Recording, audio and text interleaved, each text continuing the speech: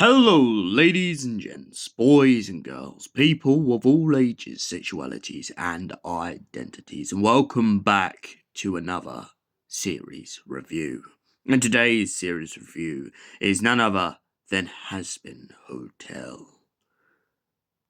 So, what is Hazbin Hotel about? It's about redemption, it's about a journey, and most importantly, it's about whether people in the afterlife deserve a chance for their misdoings. So, let's get right into the story. Charlie Morningstar is the daughter of Lucifer Morningstar, and she has built her very own hotel in hell in hopes that she will be able to redeem the sinners that live around her. However, her plan has two problems. One, no one in hell believes that they can be redeemed, and two, the fact that pretty much even the angels aren't exactly on her side. All except one angel named Emily. But we'll get into that one later. Now let's introduce you to some of the guests at the Hazbin Hotel. First, we have Husk, a bartender who was an abusive gambler in life. Then we have Angel Dust, a prostitute. We have Nifty, the helpful little housekeeper. And we have Alistair, the radio demon, alongside Serpentius, great inventor.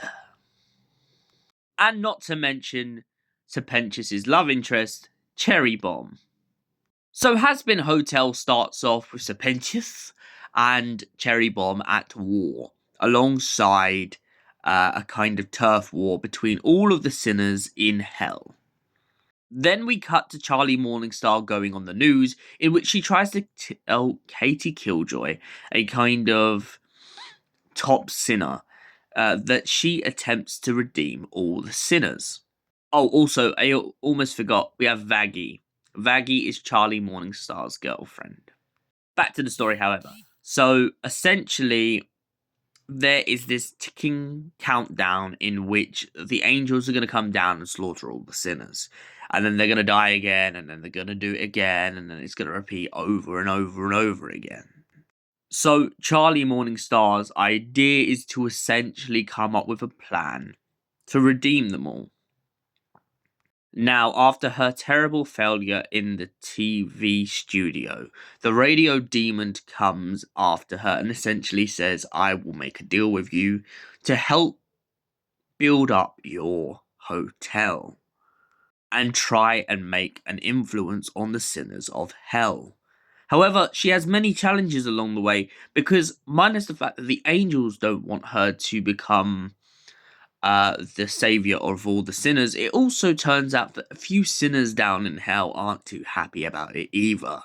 Hence the V's. Velvet, fashion designer, who absolutely is crucial on everything that she has her models wear.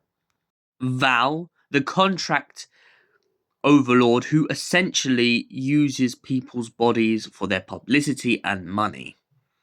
And finally, Vox, a TV-sized ego that couldn't get any bigger when on the screen. Now, throughout the first season, Vox is challenged by Alistair, as Alistair has been hiding in the dark for a very long time, and Vox is the future, as he calls it, and Alistair is the past. Yet, Alistair still seems to have a lot of power, enabling him to shut down Vox's computer. Another key part of Charlie's crew is her own father, Lucifer Morningstar, who turns up to the hotel in hopes of supporting his very own daughter. But Lucifer and his daughter's relationship has been very rocky since the start, especially after Lilith left Hell. Well, supposedly left Hell. It's a very tricky story with Lilith. We're still kind of in the unknown area. of that part of the story. But we do know that something changed in her relationship with Lucifer, which left Lucifer to have to raise Charlie all by himself. But back to the story at large. Charlie then goes up to heaven and tries to win them over. But with Adam being the height of the archangels and the constant massacre on hell, he isn't very willing to give up his throne yet. And he is so determined to come down to hell earlier than last expected in hopes to destroy everything that Charlie is trying to build, alongside just slaughtering a bunch of sinners for the fun of it. However, with the army of cannibals, Charlie manages to summon up an army big enough to fight back against Adam. However, Adam almost slaughters the radio demon, and this leaves Alistair crippled for a while. Luckily for the hotel, however, good old Nifty comes and stabs him in the back. Literally. No jokes. But let's go and backtrack for a sec. How did Charlie Morningstar manage to get an army of cannibals to rise up and join her cause? Well, it all has one thing to do with the radio demon and his good old friend Rosie. Now, Rosie is going to be very important when we eventually get round to doing our review on Hazbin Hotel Season 2. But for now, let's give you a rough brief of what happens with Rosie in Season 1. Charlie is taken to Rosie by the radio demon, and they introduce each other, and they pretty much try and convince all the cannibals that they're getting a free meal. However, as Rosie and Alistair point out, there is one person out of all the cannibals, one bitterly woman, who will not win over very easily. Susan. Yes, Susan. But luckily, nonetheless, that doesn't affect the cause, and Charlie manages to rally them all to join her at her hotel. However, along the way, Rosie is also visited by Vaggie. Why? Because Charlie finds out that her girlfriend used to be an angel. But after the massacre on the sinners of hell, her girlfriend has been trying to redeem herself alongside everyone else in the hotel in hopes that she can enjoy a happy and righteous life with her partner going forward. However, Charlie at first takes this as a betrayal, and Vaggie goes to Rosie in hopes of some consolidation. After finding out the whole story, Vaggie kind of is pointed in the right direction by Rosie saying, well, you love this girl, right? Be there for her. Now let's talk about the backstory and such with Angel Dust and Husk. Husk is such a constant drinker that he knows what a good drink is to give people at the bar.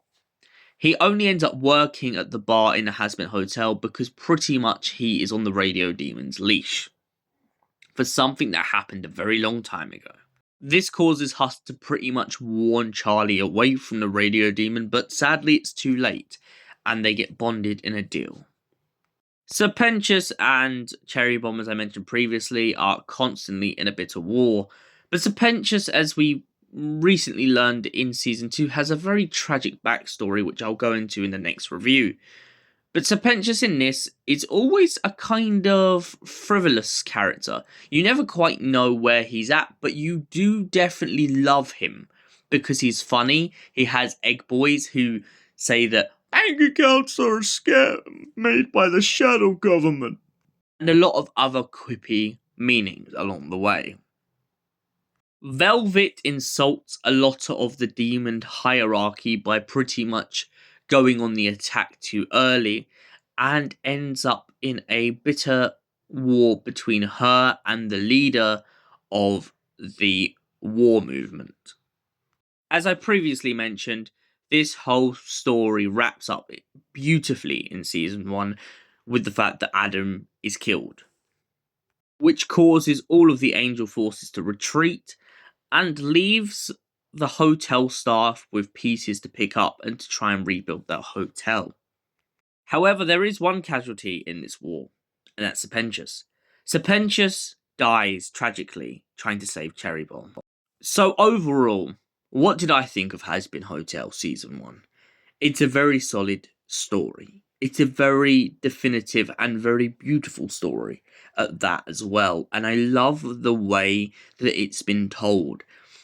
And the way that also the writers have kind of taken bits and pieces of religious beliefs and kind of slowly ingraded it in the characters themselves rather than being preached to about the backstory. And for that reason, I give Hazbin Hotel Season 1 a solid 10 out of 10. Thank you for watching, and we will see you in the next series review. Have an amazing night, you beautiful people.